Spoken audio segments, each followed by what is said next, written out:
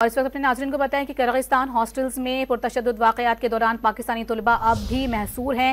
اس وقت وہاں پر کیا صورتحال ہے، اس حوالے سے بات کرنے کے لیے ڈان نیوز نے ان میں سے ایک طالب علم سے رابطہ کیا ہے۔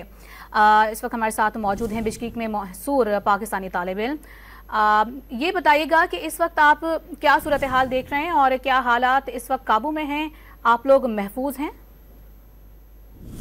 جی میں بھی ہاسٹل میں موجود ہوں اور حالات ابھی قابو میں لیے ہیں۔ صبح تقریباً 7 بجے قابو میں لیے وہ ایسا سین ہے کہ ہمارے ساتھ جو ہونا تھا رات کو ہو گیا۔ تقریباً 400-500 بندہ آیا تھا ادھر اور ہمارے ہاسٹل پہ اٹیک کیا ہے، تو اس کی وجہ سے پولیس بھی کچھ نہیں کر سکتی تھی۔ ہمارے ساتھ بہت ظلم ہوا ہے، لوگوں کے ساتھ ہاسٹل میں لوگوں کو مارا ہے، لوگوں کو لڑکیوں کے اوپر بھی اٹھایا ہے۔ اچھا یہ بتائیے گا کہ کیا پاکستانی سفارت خانے کی جانب سے آپ لوگوں سے کوئی رابطہ کیا گیا، کوئی مدد ملی؟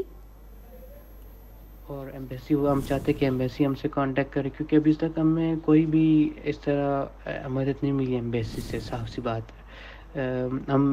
میں نے کالز بھی کی ہیں، کالز بھی نہیں اٹھائی ایمبیسی نے، اور ہم چاہتے ہیں کہ ہمیں جلدی سے جلدی پاکستان واپس سیفلی ہمیں پہنچا دیا جائے، کیونکہ ہم چاہتے ہیں کہ ایمبیسی والے یہ درخواست ہے، بہت ریکویسٹ کر رہے ہیں ہم ایمبیسی سے کہ ہماری مدد کی جائے، کیونکہ ہم پہ کیا گزر رہی ہے۔ ہم تو اسٹوڈنٹ ہیں، ہم نے تو کبھی یہ نہیں سوچا تھا کہ ہمارے ساتھ کیا ہوگا۔